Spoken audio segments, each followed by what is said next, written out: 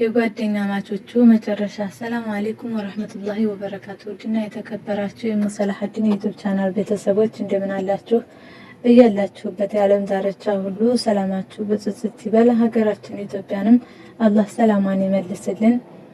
ዛሬ የማካፈላችሁ ታሪክ የሁለት ጓደኛሞችን ታሪክ ነው። እንደምትወዱትና እንደሚያስተምራችሁ ተስፋ አደርጋለሁኝ። እስከ መጨረሻው ተከታተሉ። ታዲያስ ከሆናችሁ ለቻናሉ ሰብስክራይብ፣ የደወል ምልክቱን በመጫን ቤተሰብ ሁኑ። ላይክ፣ ሼር እንዲሁም ኮሜንት ላይ ሀሳብ አስተያየታችሁን ጻፉ። ሁለት ጓደኛ ማቾች ነበሩ። ታዲያ አንደኛው ከዕለታት አንድ ቀን ሚስቱን መቅጣት አሰበ። ከዛም ይህ ሰውዬ ሚስቱን በዱላ መደብደብ ጀመረ። በተከታታይ ሲመታት ጊዜ ሚስት ብትሩን መቋቋም አልቻለችምና ጸጥ አለች። ባልም በመደናገጥ ሊያስነሳት ሞከረ። እሷ ግን መነሳት አልቻለችም። እስከ ወዲያኛው አሸልባ ስለነበር ባል ሳያስበውም ቢሆን የሚስቱ ገዳይ ሆነ። ከዛም በኋላ ባል በጣም ፈራ፣ ተጨነቀ። ዘመዶቿ ይሰማሉ። ሲሰሙ በቃ ይገሉኛል፣ አለቀልኝ እያለ መጨነቅ ጀመረ። እየተጨነቀም ሳለ ከቤቱ ለቆ ወጣ። ወደዚህ እያየ በፍራቻ መጓዝ ጀመረ። እንደምንም ብሎ ታማኝ ከሚለው ጓደኛው ቤት መፍትሄ ይሰጠኛል ከሚለው ጓደኛው ደረሰ። ያለምንም ማመንታት የተፈጠረውን ነገር ሁሉ ነገረው። ይህ ታማኝ ጓደኛውም እንዲህ ሲል መከረው። መቼስ ሰው ሞልቷል፣ ከደጃፍህ ቁጭ በልና የሚያልፍ ሰው ተጠባበቅ። ወንድ መሆን አለበት፣ መልከ መልካም መሆኑንም አረጋግጥ አለው።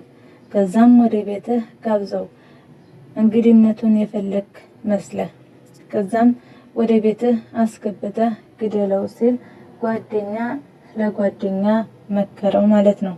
ከምስትህ ሬሳ ጋራ ባንድ ሬሳውን አስቀምጥ። ከዛም ምሪ በል፣ ጎረቤቱም ይሰብሰብ፣ ዘመዶቿንም ጥራ።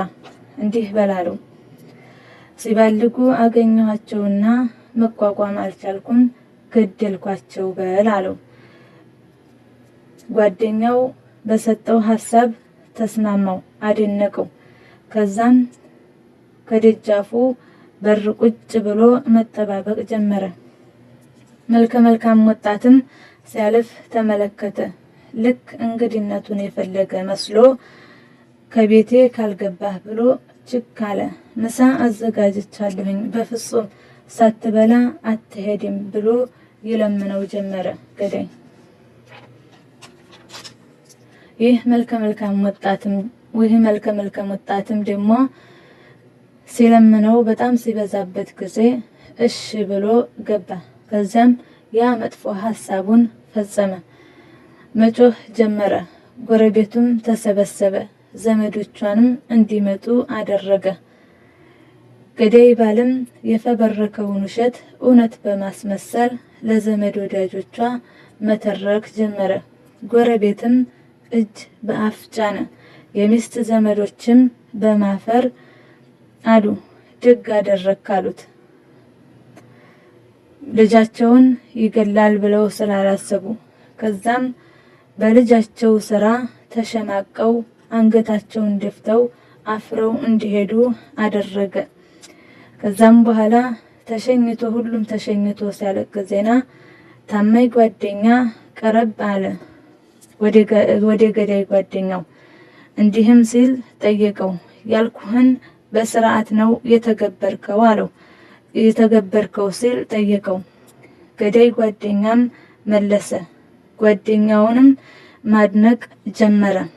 ምን አይነት ምጡቅ አእምሮ ነው ያለህ፣ ከምን አይነት ጉድ እንዳወጣኸኝ እያለ ያደናንቀው ጀመረ። ያልከኝንም በሙሉ ተግብሬያለሁኝ አለው ገዳይ። ጓደኛውንም አበሰረው። እንዲህም ሲል ጓደኛ ጠየቀ። ታዲያ ጀናዛውንም አሳየኝ አለው። ለገዳይ። እሺ ብሎ ገዳይ ተስማማ። እየተፍነሸነሸ የወጣቱ ጅናዛ ወዳለበት አመራ። ከዛም ጅናዛውን ገለጥ በማድረግ ይሄውና ወዳጅ አለው። ከዛም ታማኝ ጓደኛ ተዝለፍልፎ በመጮህ ወደቀ ከመሬት። ይህ ወጣት ይህ መልካም ወጣት የማን ልጅ ይመስላችኋል? የዚህ የታማኙ ጓደኛ ልጅ ነበረ። እና ለሰው ሲያስቡ በራስም እንደሚመጣ ማሰብ አለበት። አንድ ሰው ለሰዎቹ ሲያስብ በራሴ ቢሆንብኝስ ብሎ ማሰብ አለበት። ለሰዎቹ በቆፈረው ጉድጓድ አርቆ ከቆፈረው እሱ ገብቶ ሊሰበርበት ይችላል ማለት ነው።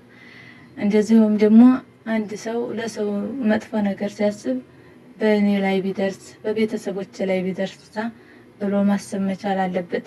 ይህን ማሰብ ካልቻለ ያው ቄልነት ነው ማለት ነው። እና ታማኝ ጓደኛ መስሎ እንደዚህ ብሎ መከረው። ማንንም የወደቀበት የለም። በዛ በጉድጓዱ የሱ ልጅ ነው የወደቀው ማለት ነው። አንደኛ ከዚህ ታሪክ የምንማረው ነገር ቢኖር ጓደኛ መምረጥ አለብን። አሁን እሱ ጥሩ ጓደኛ ነው ብሎ ከወንጀል ላይ ወንጀል ዘፈቀው። ይሄኛውም ደግሞ ደህና መከርኩ ብሎ የራሱን ሰዋጣ ማለት ነው። እና ሁለታቸውም ትክክል አልነበሩም። እና ጓደኛ ስንመርጥ ምን አይነት ጓደኛ መምረጥ እንዳለብን ቆም ብለን ማሰብ አለብን። ከጥፋት የሚከለክለን ጓደኛ ስንመርጥ ከጥፋት የሚከለክለን እንደዚሁም ደግሞ ወደ መልካም ነገር የሚመራን መሆን አለበት እንጂ በጨለማ ላይ ጨለማ ጉዞ እንድንጓዝ የሚያደርግ ጓደኛ መሆን የለበትም። የምንመርጠው ጓደኛ ማለት ብዙ ነገር ነው። ያኔ ህይወትን አብሮ እየተኖረ እስከሆነ ድረስ ብዙ ጎደሎ ብዙ ሙሉ ነገር ይኖረዋል ማለት ነው። እና በዛ ነገር አስተውሎ መጓዝ አለበት። ጓደኛ ሲመረጥ ላዚም ደህና መሆን አለበት ማለት ነው። መጥፎ ጓደኛ ተመረጠ ግን ይሄው በጨለማ ላይ ጨለማ ነው የሚያስጉዘው ማለት ነው። እና እንደተጠቀማችሁበት ተስፋ አደርጋለሁኝ። ከወደዳችሁት ሼር፣ ሰብስክራይብ እንዲሁም የደወል ምልክቱን ተጫኑ። ሰብስክራይብ ስታደርጉ ኢንሻአላህ ከጻፋችሁ እኔም እመልሳለሁ ማለት ነው። ሰብስክራይብ እመልሳለሁ። አዲስ ከሆናችሁ እንዲሁ እንደማመር ማለት ነው። አመሰግናለሁ ስለተከታተላችሁኝ።